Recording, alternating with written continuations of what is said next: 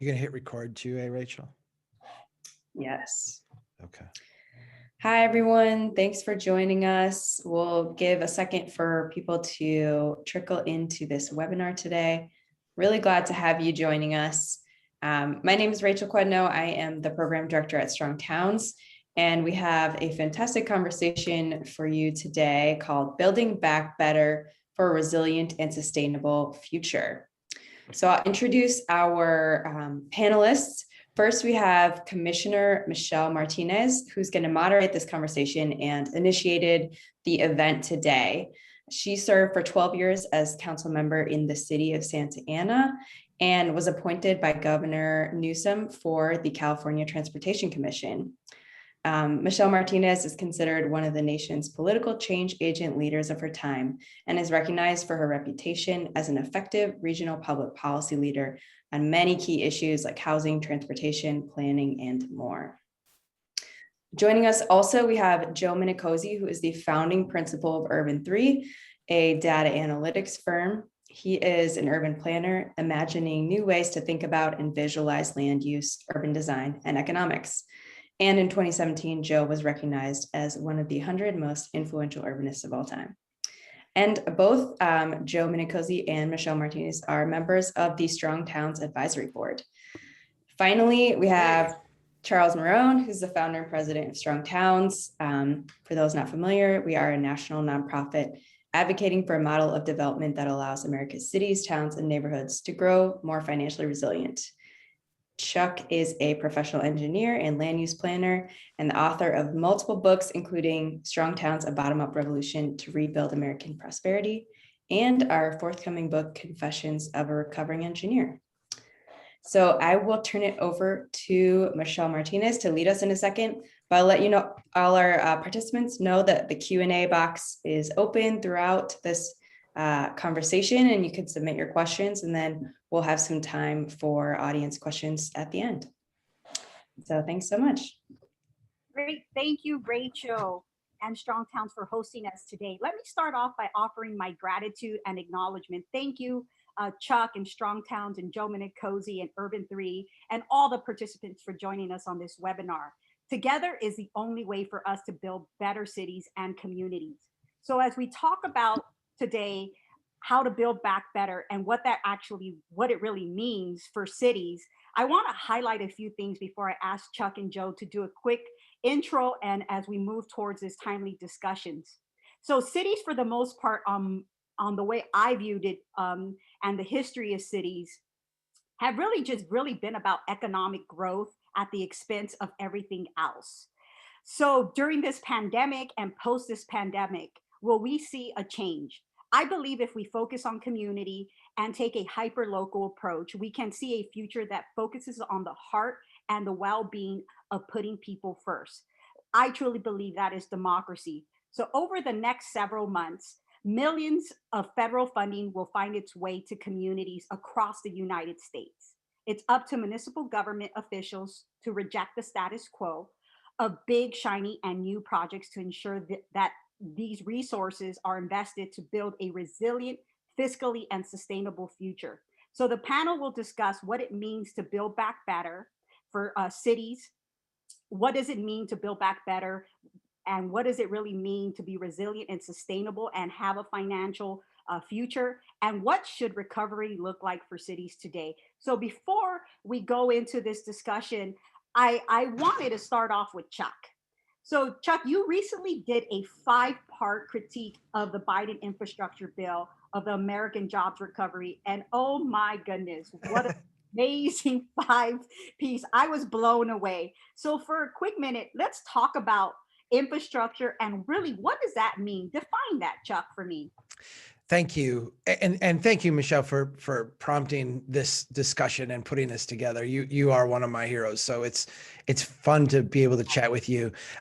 I don't want to get into the debate of that's going on between Democrats and Republicans right now. Like what's infrastructure, is childcare infrastructure, is Medicare infrastructure. You guys deal with that. Like, I don't want to deal with that. If we look at this from like the position of a mayor or city council member or a person invested in a community, infrastructure is an investment we make that has a financial return.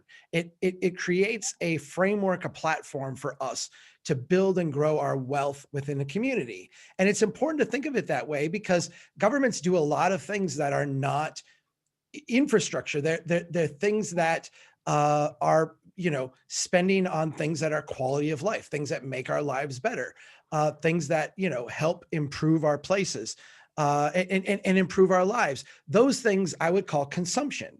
And if we want active consumption, if we want collectively to be able to do things that are important, whether it is, as we were talking before we went on, address homelessness, or whether it's help people get food, or whether it's improve a park, or help kids get through school better, whatever those things we want to do to improve our quality of life, we need to make good, high returning, sound investments in infrastructure that actually make our community wealthier, so that we have the capacity to do those things.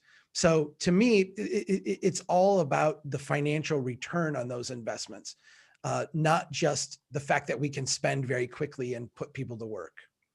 Great, thank you, Chuck. So on that note, what does it mean to build back a better city, and what would that look like for you? It's an interesting idea, because it's become a little bit of a kind of slogan. And again, I want to stay away from the politicking part of this.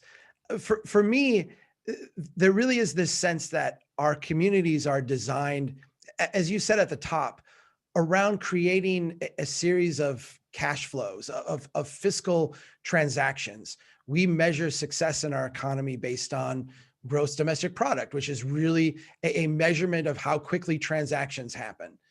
If you get down to the block level or the neighborhood level, or you actually talk to people about what matters in their lives, what you find is that there's a lot more value in things that are not necessarily recorded in a GDP transaction. There's a lot more value in community and in place. And I want to see us invest in things. And I think the shorthand that I would use today is to urgently focus on the needs of people in our community, and ask the question, like, how do we address those needs right now, today, with what we have? I think building back better means a reorientation from systems of capital flow and how do we just do as many things as we can, to systems of building value, wealth, and prosperity for people at the block level, at the neighborhood level. Fantastic, thank you.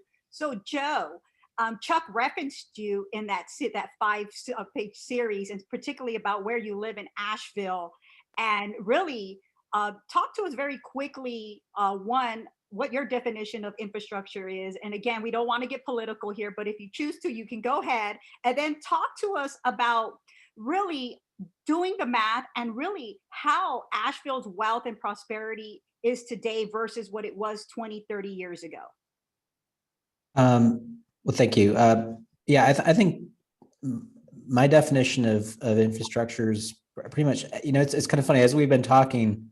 One of the things I can't help get it out of my mind, but it's like, hey, Chuck, do you remember 2010 and 9 when we started talking about this stuff? It's like, then it was called stimulus. Now it's called transportation or infrastructure.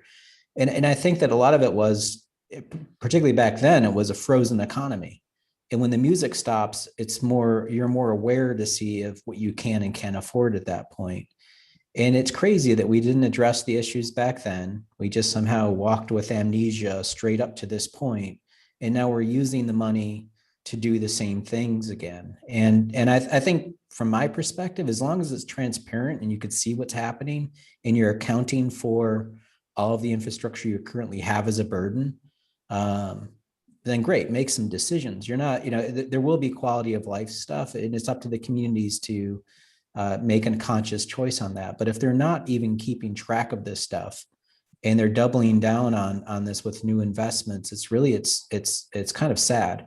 And I would think that there is a better push this go around to having more information, being more digitally fluent or literate about your economics. There's a lot of at least language and conversation around using technology similar to the way that we do maps and models. But really, when we do those ROI models, the red-black models that everybody digs that we do, that's essentially a static cash flow to show people what's being subsidized. You know, I don't have kids. I would gladly pay for other people's kids to go to school. That makes my community more literate. It makes my community more prosperous, and we're in it together. But I'm not a big fan about paying to put water pumps into a system to make it cheaper for rich people to live on top of a mountain around here. You know, just the thing is, like, that needs to be a conversation, and let's put it out there in the budget so we can see how we're subsidizing what we're subsidizing, and let's have a community conversation transparently about whether or not that's worth it. So I think these are all dialogues. I would just argue toward a better transparency to understand this stuff. Fantastic. So what does it mean to build back a better city, and what would it look like for you, Joe? Well, it wouldn't have the water pump to the top of the mountain. We'll start there. But there's right now we're doing a deeper analysis on tax equity and how we do assessments. Like, who would think to look there? But there's just by how assessments happen, we're seeing in our communities of low wealth and color that they're going up at like 30% in value, while our traditionally green line neighborhoods, the white neighborhoods, predominantly white neighborhoods, are only going up at 13. So you do the math on that, 13% growth in the high end neighborhoods versus 38% growth in the low wealth neighborhoods. And if that's happening with your assessment, that's going to affect what you're paying in taxes as a growth. Now, we call that gentrification when we see the end result of that tax bill, but what we're not looking at is upstream, where there's an assessor putting value on the piece of property. The New York Times did an article on that just a couple of weeks ago. And not only does that happen at a house transaction, but it happens with every reassessment. So you're actually capitalizing that value growth on the folks that can least afford it. It's just, go ahead and put down some sort of laser level to figure out where your pipes are underground with some high-tech smart sensor. That's awesome. But if you have a completely dysfunctional math system around all of that, why bother with the gizmos and the wizard smart technology? So I don't know if that properly answers your question, but that's where my mind is right now. I totally get it. And we could go on and on just on that one question, but let me move towards the second question, because I think for most folks that are on here today, I think they want to know what can they do practically on the ground, especially those municipal leaders. So how do we implement building back better for cities, and what are practical on the ground ways for elected leaders and community to to build back better into practice? So how do we, and I'll start with you, Chuck. So how do we move from just having this conversation, looking at numbers, trying to define what infrastructure is, but some practical solutions on the ground that people can address today? Yeah, I've been worried about this for a long time. And I wrote, like, back at the beginning of the Trump administration, when it kind of looked like maybe infrastructure was going to be the only thing people could get together on, that there was going to be this flood of money coming in at some point. And how would you deal with it at the local level? One of the things that Joe's work has helped to illuminate is that older neighborhoods, even when they're occupied by some of the poorest people in our community, tend to be some of the financially most productive places in the community. Beyond that, what we see is that in these neighborhoods, there's a lot of old infrastructure.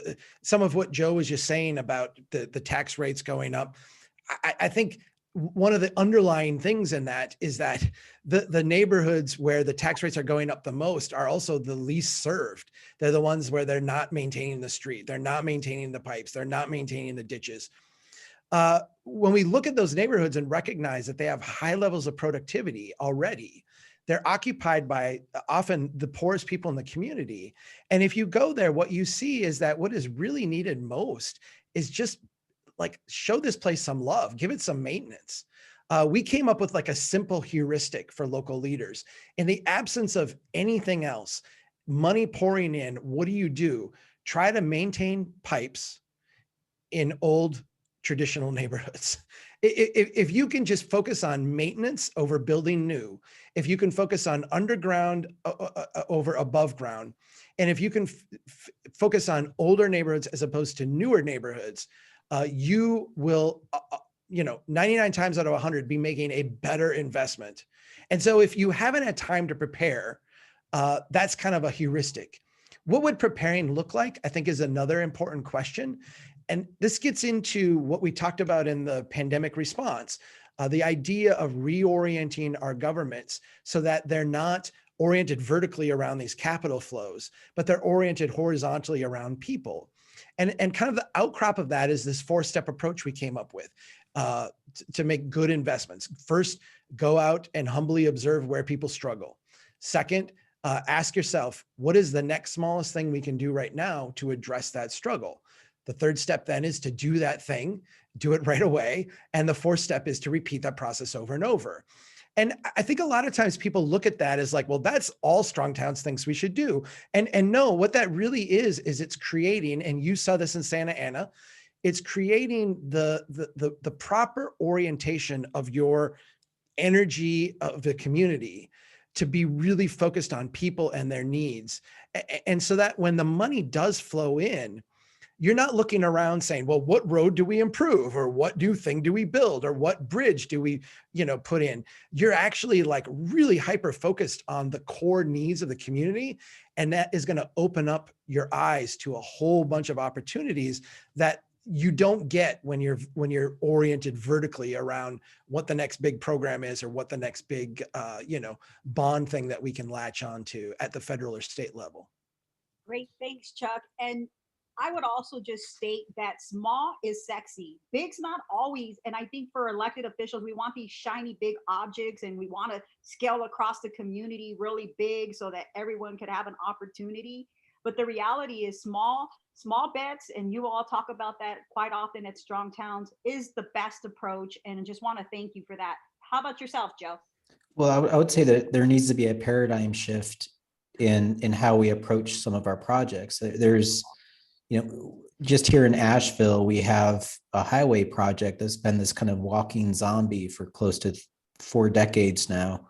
This way over designed. It's things that the people here in the community already know that it's way over designed, but our state DOT just keeps on giving us the same standard. And it's going to be a lot more expensive than it needs to be. It's going to cause a lot more damage than it needs to.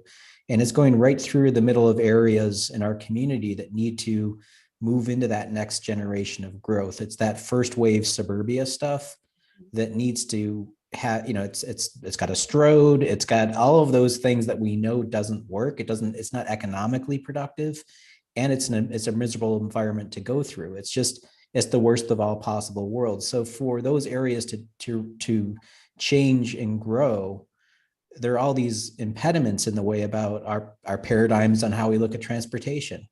And it's hard because we all see areas that need to be retrofitted and redesigned and grown up, but those institutions are in the way with their biases. They can only see their trip counts that have to go through that area. So these areas will languish in communities to service areas further out, to trash a community that they're going through. And meanwhile, it's a lose-lose situation because it's never going to move the transportation that it was originally intended. And I think that that's the thing that needs, we're all dealing with growth pressures. People don't like the sprawl that's still happening, but it's those middle space areas that are causing that to still languish this way. So of course, money is going to seek areas of where it can put housing in and continue on its path. But if we become our own problems by basically arbitrary standards that we put in place that we know don't work, it's not going to change the system. And I would argue, yeah, go ahead, Chuck. Well, I was going to say, I want to ask you, I want you to tell this story because I feel like there's a really important anecdote here for people that kind of shows how this money is spent along the lines of what Joe's talking about. When I was in Santa Ana with you, and then Joe and I were back later, one of the things that was really sad to me was the idea that the state came in, Caltrans came in and gave your community, which is a community that in many ways struggles financially, but in many ways has all these tremendous assets of community. They gave your city money to basically turn your neighborhood streets into highway overflow, high speed, high traffic, highway congestion overflow. I know you fought against that, and I know it was a losing battle because they dangled lots of money. Can you talk just a little bit about that? Because I feel like as a council member, you would ask for something different in that situation. And it wouldn't be to be the sewer for the overflow of the highway, right? Definitely, Chuck. Look, understanding and learning is so important for a municipal leader, especially when you're talking about land use and zoning. And more importantly, when we're talking about transportation infrastructure, which, I think, when you build back better means understanding and learning. To move forward, you have to look back, you have to look backwards and understand our history. And so for Santa Ana, for long periods of time, you had elected officials that we were kind of starving most of our revenue here in California for infrastructure, particularly for transportation, is provided by the state and federal government and sometimes our regional transportation agencies. And so if we don't comply with certain regulations, we won't get the money. And so what were elected officials doing and city staff in Santa Ana? Well, how we're going to pay for this? We're not going to pay it through our general fund. We're kind of broke here. So we're going to have to comply and really create streets, our arterials, as many highways. And the result was that Santa Ana was third leading cause of death was being hit by a vehicle. Right after San Francisco, Los Angeles came Santa Ana. And so when I was elected, I was like, we have to build infrastructure for the people. We have to fight against the state and Caltrans and our local regional transportation agency, coming through our city as a pass through and just saying, hey, I'm going to go 50 miles an hour. If I hit someone, who cares? I need to get to Irvine. That is ridiculous. It's wrong on so many levels. And so I think moving forward, as we continue this discussion and real close, is that cities should be doubling down and understanding their productivity in regards to their land use and zoning. And this is where you come in, Joe, and what you were stating is that there is so much opportunity in a city like Santa Ana, but instead of us trying to learn and understand, we tend to want to focus on these shiny projects and get these projects out so people can see that we actually did something versus trying to understand where our productivity is. And when we realize our productivity now today in Santa Ana, as we have the transportation infrastructure for walking and for bikes, people feel safer, they're utilizing it. And certainly, and you talked about this earlier as it pertains to gentrification. I was told before I left office, if you continue to build infrastructure for bikes, we're going to get people moving in who are, not us. And you're creating a city that is, you're gentrifying it. And I couldn't understand their perspective at the time.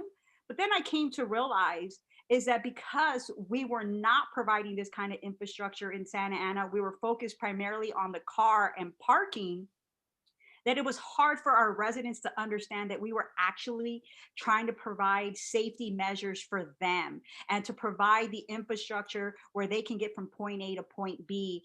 And the city is moving forward with these plans. And I'm very glad to see that they are, and they're focusing on the people versus the car culture.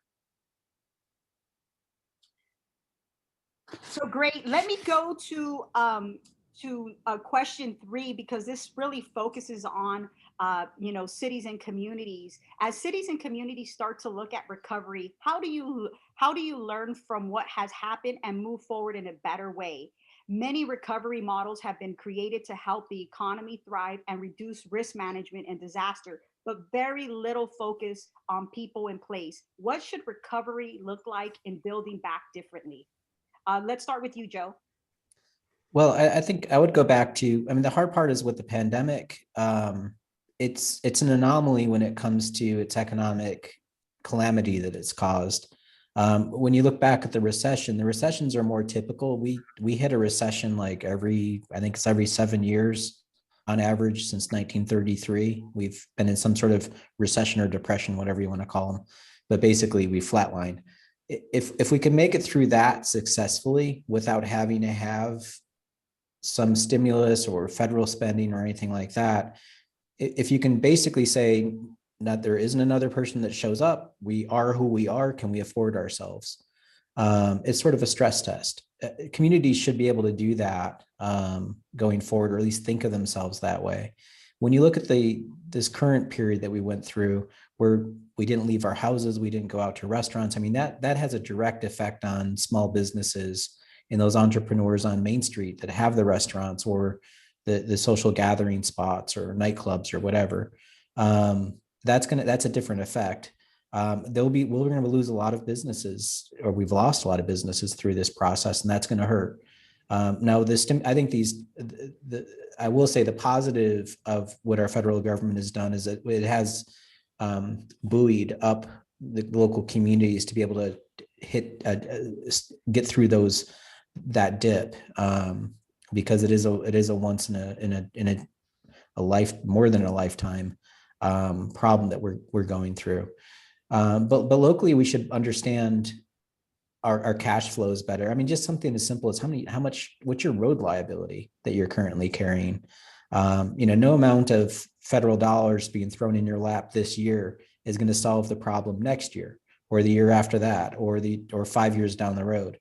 So if we're not ready for that, we'll just continue to walk off the plank with a blindfold on and not know that what kind of position we're in.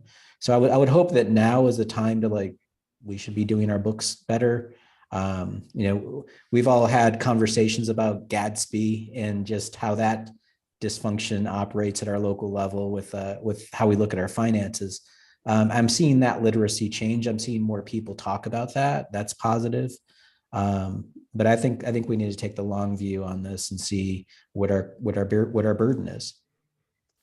Joe, you make that point on Gatsby, but for the most part, our infrastructure, our assets, like our roads, they're looked upon as assets, not liabilities, right? So for a newly elected official, and this is for you as well, Chuck, as you answer number 3, is that how do you help them understand that these are not assets, they're actually liabilities, and most of the monies that we receive for these so-called assets are really one-time monies that really encumber your local municipality and for generations to come. Right. And we have no money to maintain them.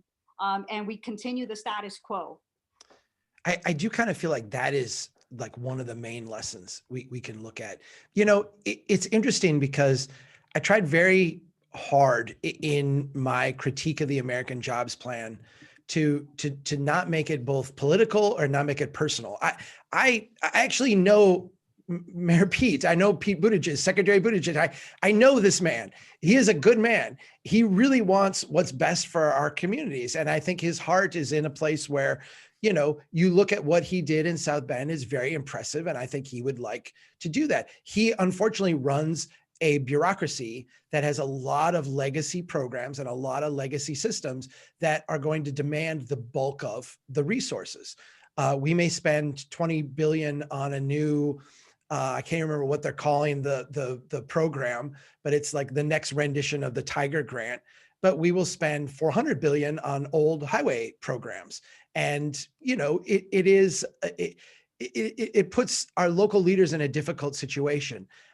I feel like the lesson to be learned here is to really look back and try to take a take the intentions out of it and try to look at what the results have been. I brought up Asheville in my 5-part series because Asheville benefits today from being too broke in the 60s and 70s to participate in urban renewal. They did not have the money to go in and join with the federal program to tear down part of their city. And because of that, it's a really fantastic place today. I think that local leaders need to be not only oriented towards their own people and their own neighborhoods, but they need to be zealous in that. And I think when the bureaucracies are telling them, we have to widen out this highway, we have to run the traffic through here, here's money, but you can only use it if you put in the parking or if you tear down this building. I think that they can get beyond the rote and actually get to the intentions and say, look, this is what we're hearing from the president. This is what we're hearing from the secretary. This is what we're hearing from our governor. This is the direction we want to go. And your program is not getting us there. Here's what we need to see out of this to actually have this end up where we want it to be.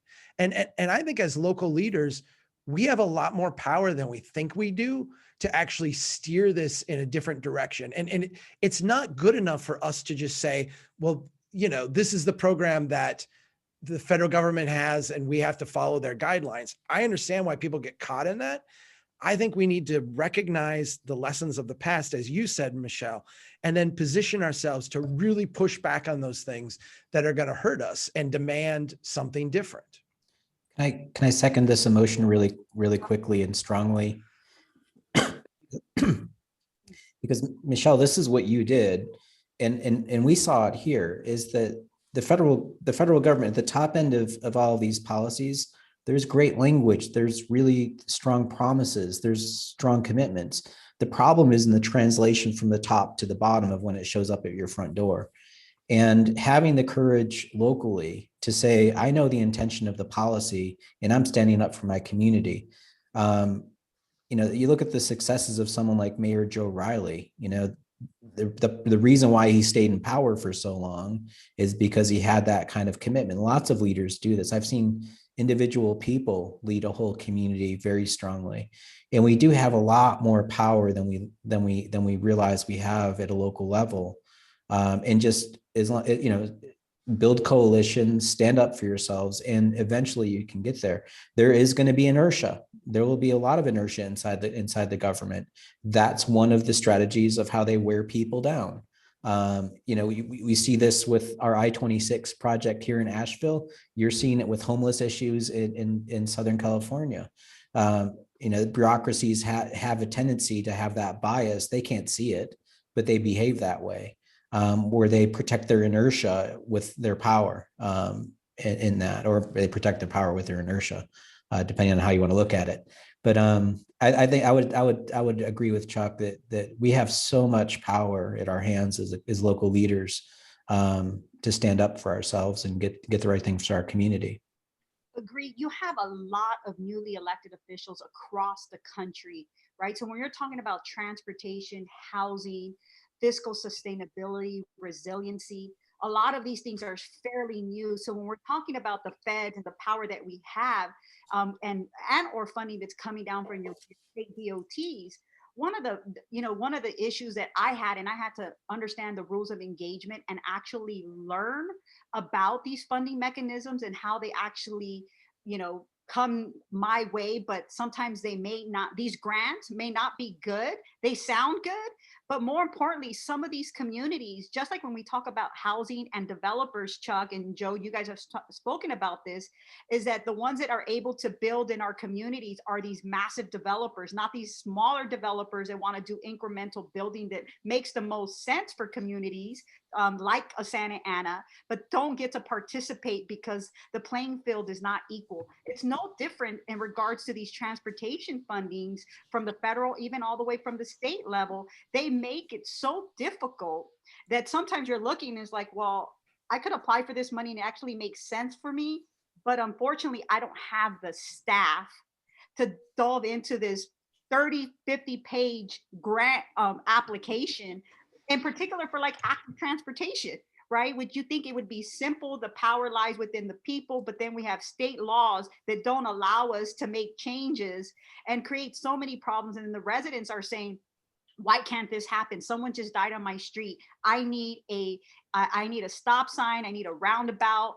And how do you articulate that as an elected official to the community, knowing that you have all these strings attached, knowing you have all these regulations? How do you intervene into the system where it makes sense and you give the power to the people and to the municipal leader? It's so hard because there's a saying in the investment community that it's easier to borrow $100 million than $1 million. And that's because the liquidity of the system, the interest rates you'd pay and the types of investors you talk to are they're at a different scale. I think, you look at this new equity program that has come out and the $20 billion that's allocated to it. I think the minimum project size is $1 million, $1 million project. You and I walked around Santa Ana, Michelle, and you were doing projects for $500 that were changing neighborhoods. And so there is a certain scale here that is frustrating because cities do need resources. We do have a lot of infrastructure we need to maintain. We have a lot of needs and a lot of things that have to be done.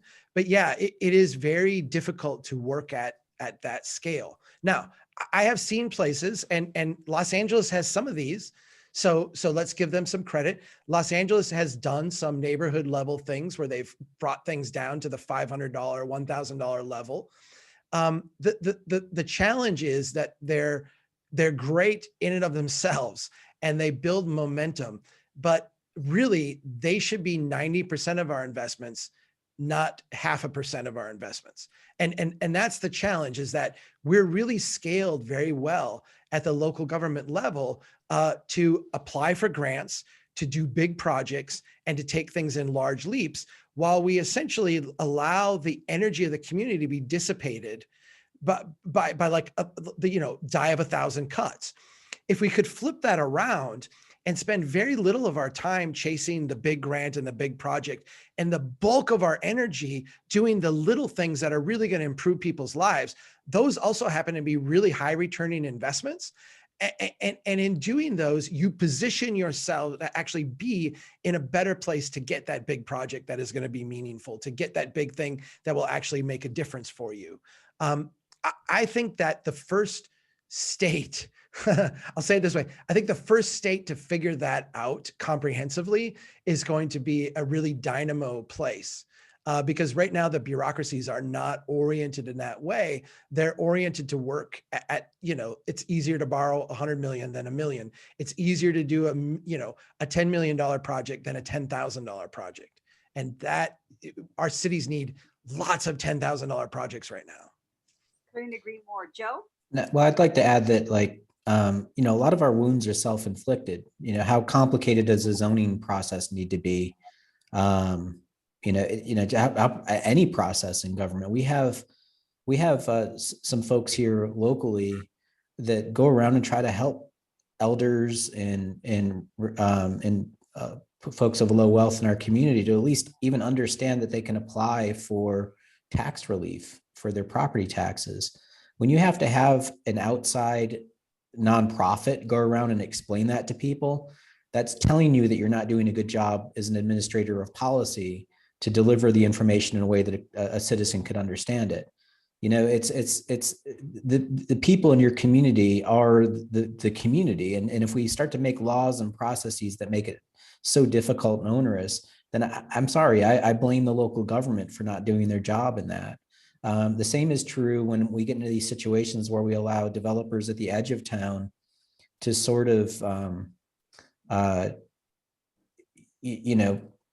put the city into a pickle. Have their way.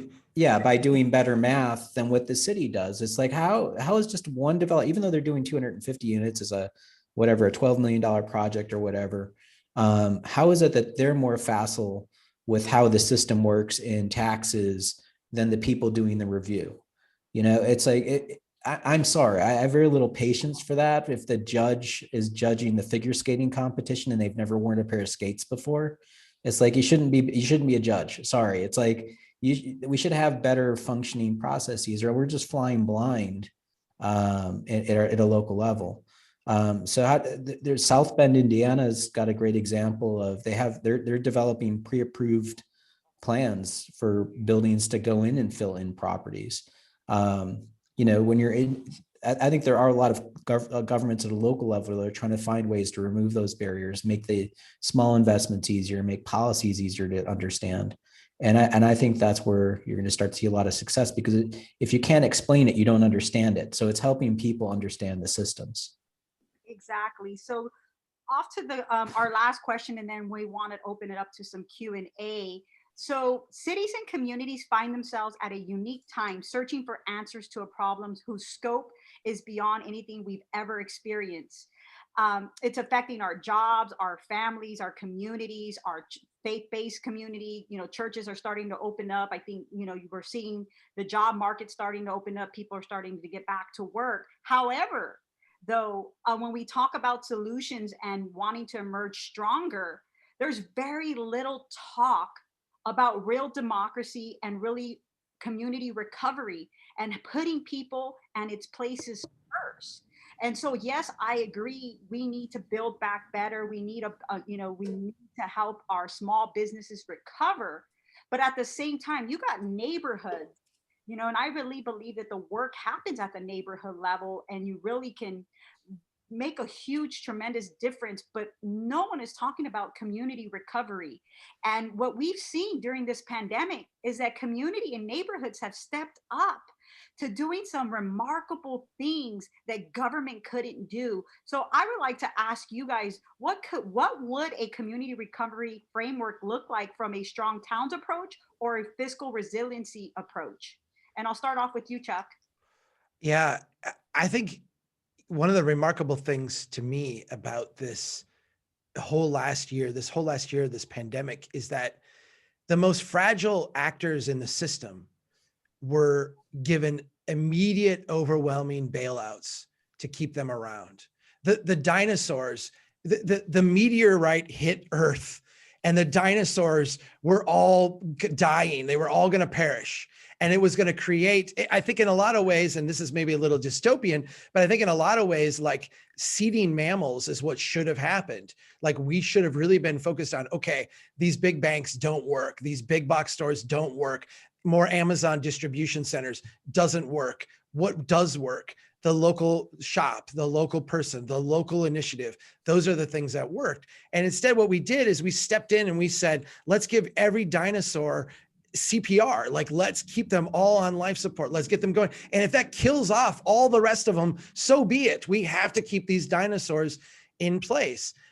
I think that a community-based recovery recognizes, first of all, that the playing field has been massively tipped against these small local undertakings, whether it is the small renter that wants to rent out their bedroom in their house as a second space.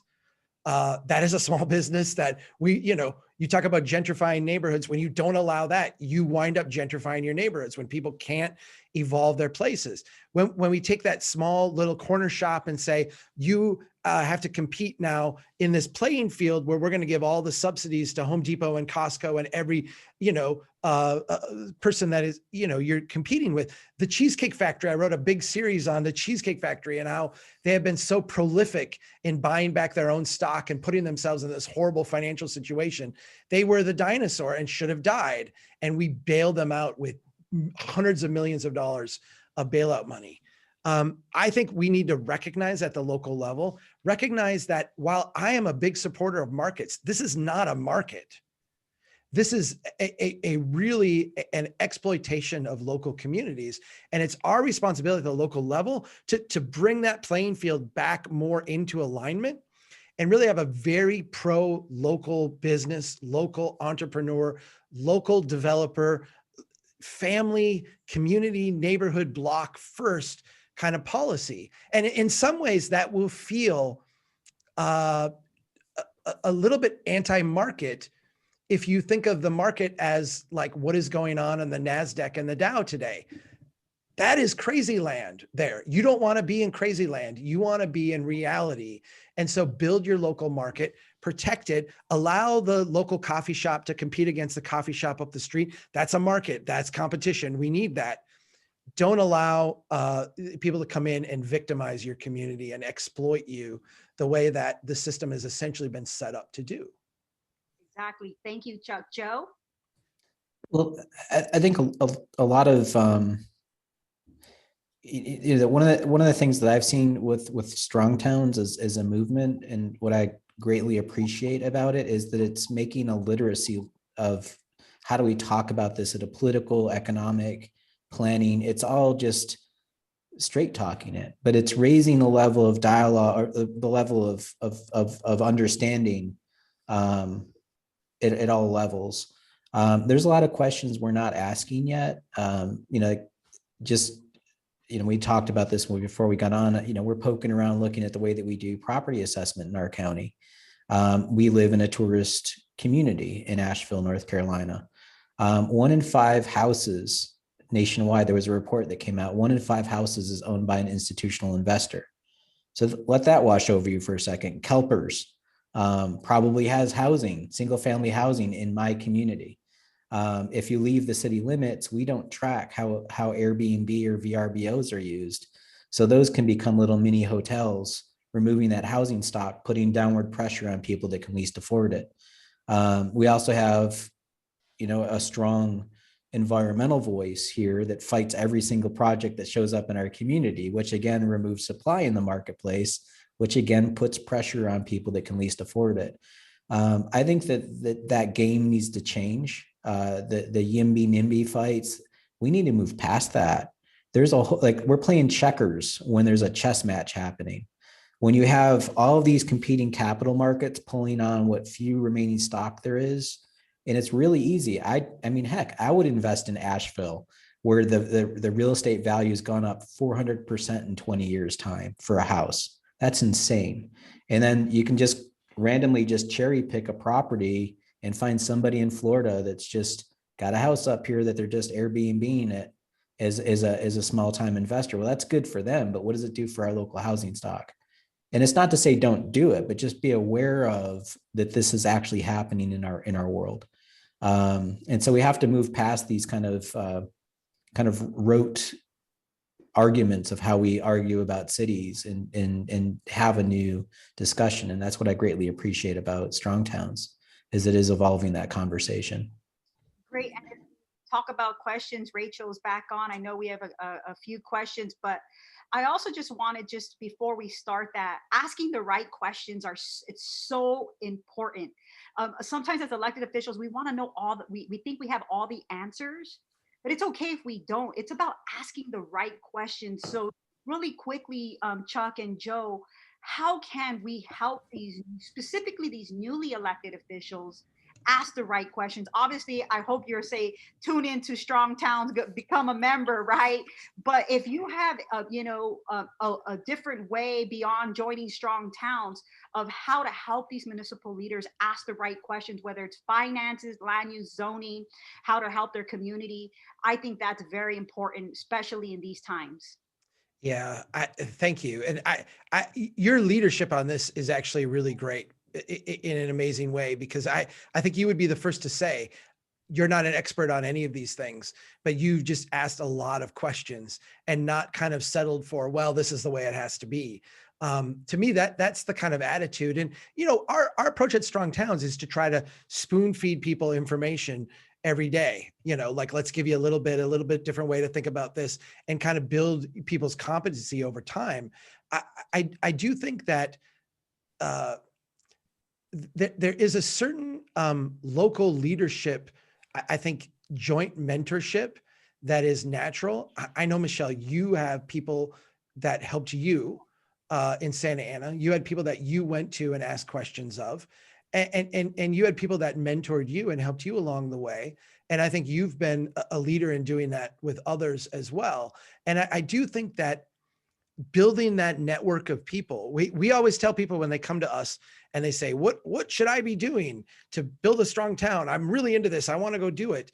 And the first thing we tell them is find someone to work with you.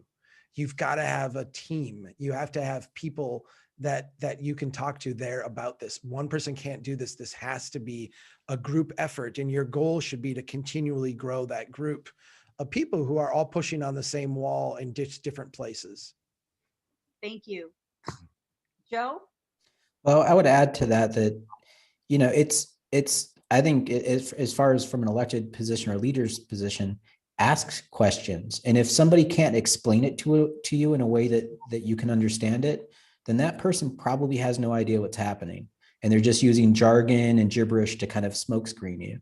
So it's just, I hold the professionals at a higher standard that they, if you went to school for this and this is what you wake up and do every day, then damn well you should be able to explain that to a sixth grader in a way that the sixth grader can understand it, because politicians have way more pressure put upon them in competing interests. They're trying to do their job. They ran for office. They're trying to lead.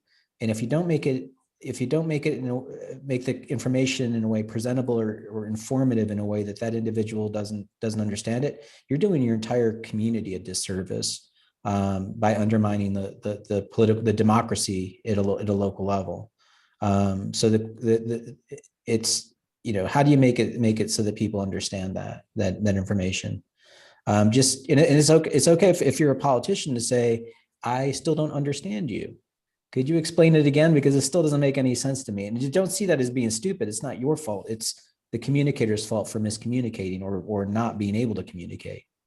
So that's kind of where I would push. Exactly. Thank you. Rachel, can we see how many questions we have and what? Yeah, we've got a lot of good questions here. Let me jump in with this one from Anne, who asks, infrastructure investments don't only have financial returns. How can you also include the more subjective aspects of investments, which may not have clear monetary rewards? And this is a question that we get a lot. I open that up to anyone to address. I'll start with that. I actually use a slide in my presentation that says, if you can't measure it, you can't manage it. And I get a lot of feedback on that, which is like, well, what about how my spirit or how I feel about things? And I'm like, well, that's great. But if you're going broke, it doesn't matter what your spirit's doing. So, I mean, and then that's like a crude response. Let me try to say it slightly more elegantly. I feel like there's a Venn diagram of things that we would like to do and things that make financial sense to do. And the key is to find those overlaps. That's the key. Start with those. And the thing is, if you can start with those, you can wind up like doing more. You can expand that Venn diagram. You can create more overlap, but you got to start with the ones that overlap. Great. All right, short and sweet. This question comes from Peter, who asks, we're recovering from devastating fires and tragedies here in Northern California. How do we start a better conversation with our elected officials and municipal staff that continually look to the state and federal grants and subsidies to create housing and probably other things, rather than looking at local options that are a lot more sustainable? I feel like that one should start with Michele, because Michele is the local leader. And if we think about that, if people are going to try to engage you and your colleagues, what's the best way to go about doing that? It's a bottoms up approach. And unfortunately, we have a state down approach. And as we talk about home rule and local control at the local level, you're seeing that diminish day by day, not just in California, but across the country with state governments, and being able to, the preemption that they're able to just say, you know what, unfortunately, what you believe at the local level is not consistent with what we believe at the state level. So we're going to move forward and take your local control away. And so we're starting to see a lot of that. And so what I would say, and again, I don't have all the answers, and I've always looked to folks and trying to ask the right questions. And I think I'm going to go back to that, because when we look at fires and we're looking at how do we build more housing, every community is different. It's in California, across the country, no city is equal. We are all different communities, and specifically in California, in regards to our tax system, specifically property tax and how we receive our money is very different. And proportionality, sometimes it's not equal. And so what I can just say in a nutshell is to continue to figure out ways to partner up with your state government, because essentially they're the ones that are giving you the money. But if it doesn't make sense and we need to make changes, don't be scared to ask the state the right questions and your legislators, because sometimes they don't understand. They've never been elected at the local level, and they're imposing all these things, and they have no idea what that really translates at the local level.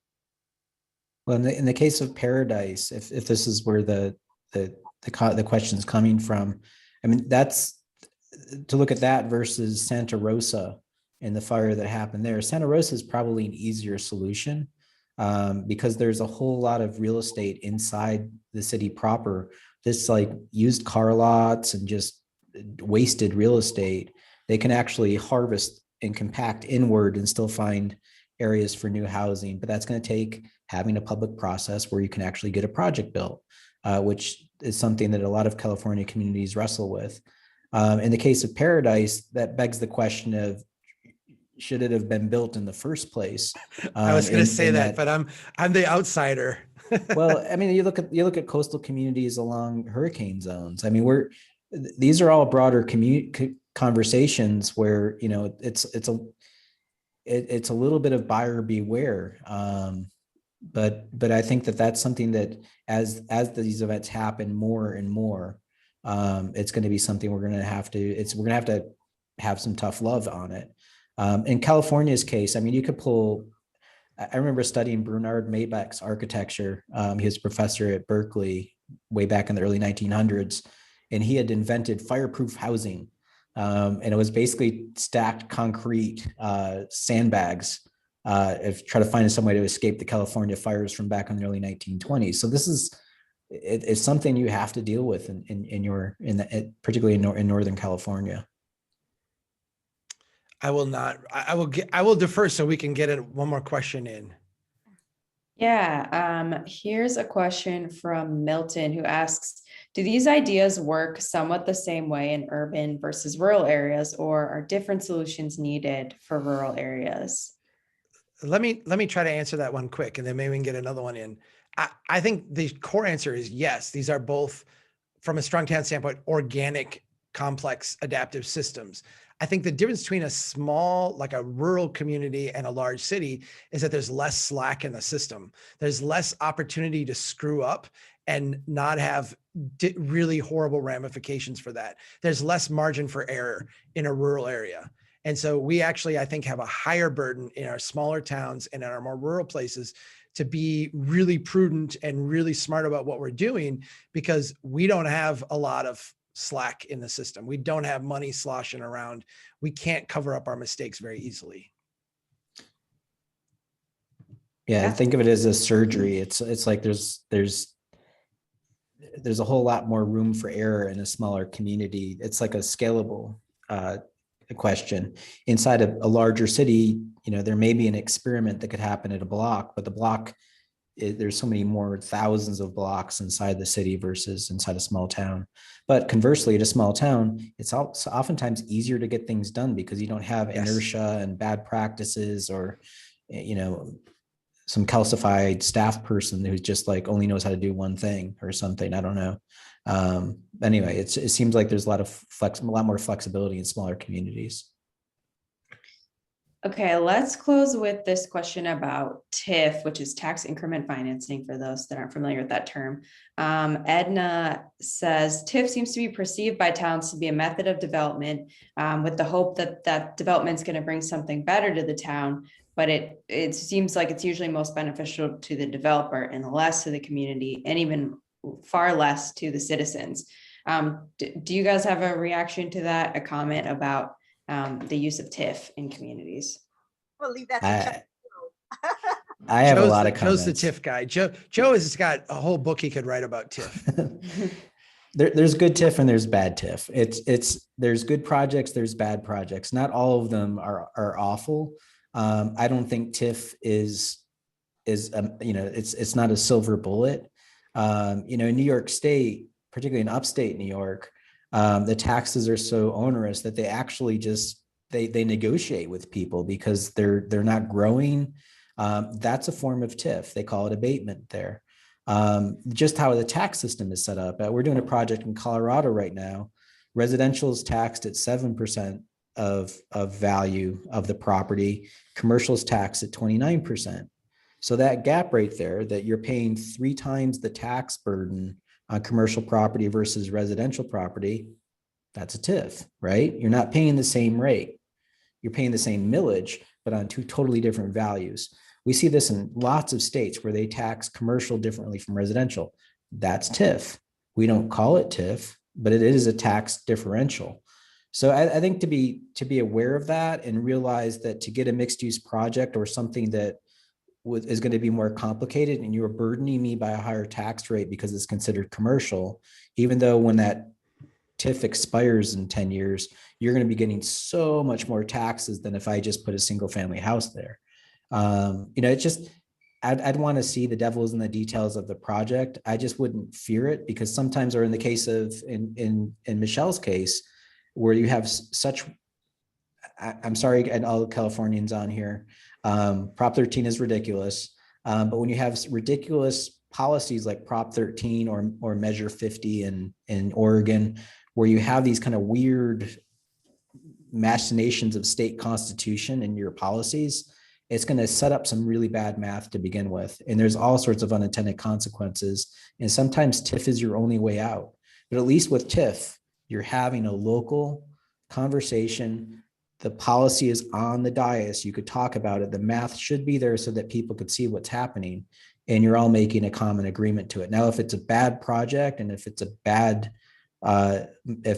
math, that should be exposed in that process.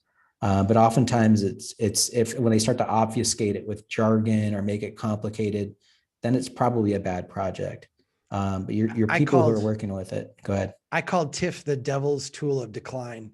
And I did that because I think we most often use TIF in neighborhoods that are declining as a way to kind of try to magically bring them in a different direction. And I think if that's the MO for using TIF, to me, TIF often works best if it's like a brownfield site or contaminated, something that is like inherently wrong with the site, but the neighborhood is fine. And this is to kind of bring it up and get it competitive with the neighborhood. But if the neighborhood's in decline and your idea is to go in like they did here and tear down a block of blight and put in a Taco John's and give it a 27-year TIF, you're not dealing with the underlying problem. You actually have to arrest that decline because TIF will not save you from that.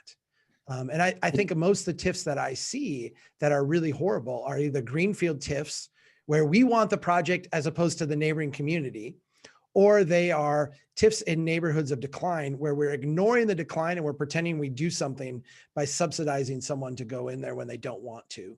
And to me, those almost always turn out poorly. Chuck, we've known each other for over 10 years, and I'm just now realizing Taco John's was a TIF. Well, it's not the headline that I use because the numbers are so bad before the TIF. Oh, that's insane. But if you take the bad numbers and then you also recognize that even as horrible as that was, it's even worse because it's 27-year tax sale, you're 26 years, something like that. Are you saying Taco John's isn't a heritage building that's going to be around for 100 years and you're going to celebrate it 70 years from now?